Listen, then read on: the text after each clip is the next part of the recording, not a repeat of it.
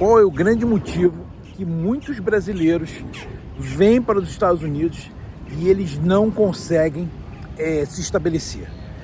Eu vejo principalmente dois grandes motivos. Um deles é você não querer sair da sua zona de conforto. Deixa eu explicar isso. Se você está aqui, se é a primeira vez que você está no nosso canal, sejam bem-vindos. Meu nome é Alexandre Zibenberg e entenda isso. Eu recebo muitos amigos meus que vêm aqui. Você morar em Orlando, você tem essa vantagem. Todo mês está recebendo visita. Então, eu recebo muitos amigos meus aqui. Alguns vêm a turismo, outros vêm fazer uma viagem como se fosse fazer uma avaliação para depois vir morar. Então isso aí eu tenho recebido muitas pessoas que vêm, ficam 30, 60 dias e que querem vir morar aqui. E qual é a chave dessa nossa conversa, tá? Primeiro de tudo, são pessoas insatisfeitas, em sua maioria, com a situação política do Brasil. Isso é um ponto. O que reflete também na situação econômica do Brasil. Às vezes pessoas que têm até uma condição financeira boa, mas queriam ir além, e com a economia do Brasil, as pessoas têm dificuldade de ir além no seu projeto. E aqui nos Estados Unidos elas acreditam que elas podem empreender um negócio e ganhar muito mais. Então, isso muita gente está envolvida aí. Só que o que acontece? Quando a pessoa vem para os Estados Unidos aqui, ela muitas vezes ela vai ter que dar 5 passos para trás. Você imagina um empresário brasileiro ter que trabalhar com um aplicativo? Ou um empresário brasileiro ter que fazer faxina? Ou ter que, de repente, trabalhar numa obra? É claro que isso não é regra geral, mas sem dúvida nenhuma, isso é uma realidade de provavelmente metade dos imigrantes que vêm para cá, para os Estados Unidos. E ninguém quer passar por isso. Quem está no Brasil e tem uma condição favorável, a pessoa não quer vir para os Estados Unidos para trabalhar com faxina, de jeito nenhum. Mas essa é uma realidade, você está aberto a você fazer isso. Então, qual o conselho que a gente pode dar para esse tipo de pessoa? Como eu sempre falo da imigração legal, você vir para cá com a sua permissão de trabalho, você consegue chegar num nível um pouquinho acima, que é você já poder provavelmente trabalhar em um aplicativo. Até fiz um vídeo sobre aplicativo essa semana. Então, se você chega aqui e você pode trabalhar já em um aplicativo de entrega que seja, já é um trabalho menos desgastante que uma obra, que uma limpeza. Embora o que você vai ganhar é algo muito similar. O nível de ganho é muito similar. Para você subir o nível, você vai ter que ter uma especialidade de trabalho numa área, ou você vai ter que estar empreendendo em uma empresa, e aí é um nível um pouco acima, tá? Então, para quem vem nesse estilo de eu já tenho uma condição no Brasil, eu tenho uma empresa, ou eu fiz uma faculdade, eu trabalho na minha área como advogado, como contador, então você vai precisar entender que você vai ter que dar 5 passos para trás, não é um passo para trás. Você vai ter que dar 5 passos para trás. E isso é muito difícil. Eu passei por esse processo aqui nos Estados Unidos e eu digo para vocês, por que eu passei por esse processo? Porque eu vim para aqui por questões que eu não tinha mais como ficar no Brasil. Então, por causa disso, se fosse só por questões financeiras, eu teria ficado no Brasil. Eu não teria vindo, é o meu caso.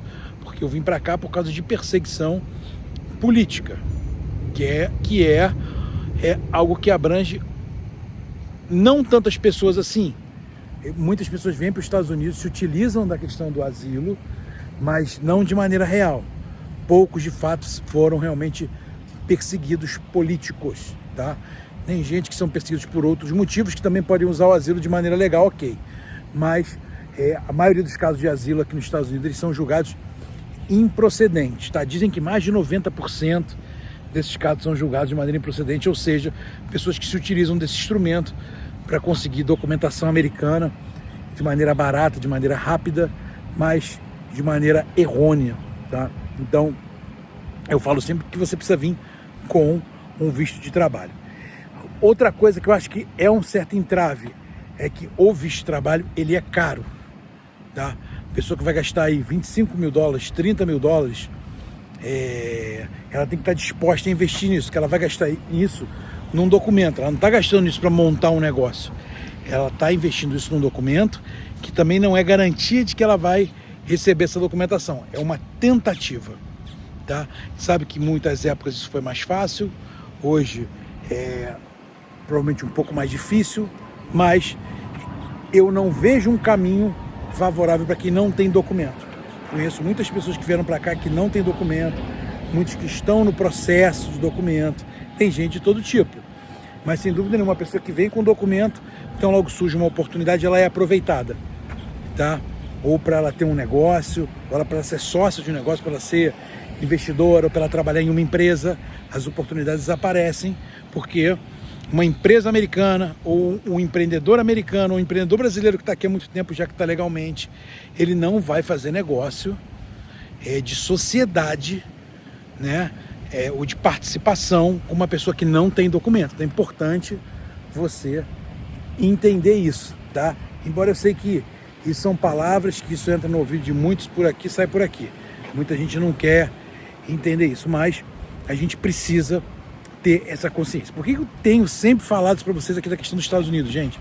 Eu estou, inclusive, estruturando um negócio para abrir para investidores do Brasil, que conheço muitos brasileiros que têm conta aqui nos Estados Unidos, que têm dinheiro aqui já nos Estados Unidos, mas que não podem migrar porque ainda não têm um documento, ainda não tomaram a decisão de investir esse dinheiro no documento, nem de fazer essa mudança, que é uma mudança realmente muito grande. Então, o que eu digo para vocês, gente? O Brasil vive um momento crítico, político, cultural. Você tem uma grande parte da sociedade que não esquenta a cabeça se o presidente é ladrão, que não esquenta a cabeça se o sistema judiciário não funciona como deveria, que as leis não são cumpridas, que os bandidos não são presos, e quando são presos eles são soltos imediatamente. Então, muita gente no Brasil não se preocupa com isso. Se você parar para pensar, 40% da população brasileira é muito pobre. Esse pessoal pensa com a barriga. Então esse pessoal, você aumenta um pouquinho o Bolsa Família, as pessoas votam num presidente independente do que esse presidente defende, do que esse presidente já fez, tá? Então eu olho muito isso. Há alguns anos eu olhava o futuro do Brasil com melhores olhos. Hoje não é que eu não vejo solução, mas eu acredito que de repente nós não teremos uma solução no curto prazo, tá? E aí você precisa pensar também em você, pensar na sua família, pensar que de repente é uma opção, que não seja para sempre, mas você viver 4, 5, 6 anos fora do seu país, você vai abrir a sua mente para uma série de negócios, provavelmente você vai aprender uma nova língua, você vai conhecer pessoas do mundo todo, no caso aqui de Orlando, você conhece pessoas do mundo inteiro, você vai conhecer pessoas do mundo todo, e eu tenho certeza que, mesmo não sendo fácil, é uma grande experiência que você pode ter para a sua vida, tá? Eu vou falar mais de negócios nos próximos vídeos e eu queria que vocês se inscrevessem no canal, deixem um comentário, quem quiser falar comigo, deixa um comentário, deixa o telefone aí que a gente entra em contato. Vou mostrar aqui para você aqui o aeroporto de Orlando, alguns carros americanos aqui. Aqui nos Estados Unidos só tem carro bom. Uma coisa que a gente pode falar também é como as pessoas erram quando chegam aqui, compram um carro, pagam caro em carros que às vezes não são tão bons. Deixa eu mostrar para vocês aqui esse carro aqui, muita gente tem, a Suburban. Aqui no Brasil esse carro, só quem é milionário que importa, custa mais de R$1 milhão esse carro no Brasil. Aqui você vê um monte, inclusive é um carro utilizado para trabalho, né? Provavelmente o cara que está ali é um motorista privado. Tem um outro aqui da GMC, ó, que é a concorrente da Suburban, essa branca, que o nome dela, eu acho que é Yukon, não sei, a GMC. Tem vários carros legais aqui, né? Então, tem muito também essa minivan de 7 lugares, um carro que a gente utiliza muito aqui também para trabalho. Tem um Tesla aqui na minha frente aqui, vocês podem ver um Tesla ali, ó, um Tesla. Então, tem muitos carros bons aqui nos Estados Unidos, mas é também um erro que às vezes quando o brasileiro chega aqui ele paga caro num carro não tão bom. E carro aqui não é para você ter luxo, não é para você, entre aspas, tirar onda, é para você ganhar dinheiro, é para você trabalhar, é para você prosperar, para você produzir. Olha o carrão aqui, ó. Tá com a placa do Uber esse carro aqui, a GMC. Então, carro na América é para ganhar dinheiro, é para trabalhar, para te levar para o trabalho e trazer para o trabalho. Não tem vaidade. Carro é para isso. O carro tem que funcionar, tem que estar com a mecânica boa, tem que durar muito tempo. E é importante você pensar, você ter essa mentalidade, esse pensamento que é a mentalidade do americano.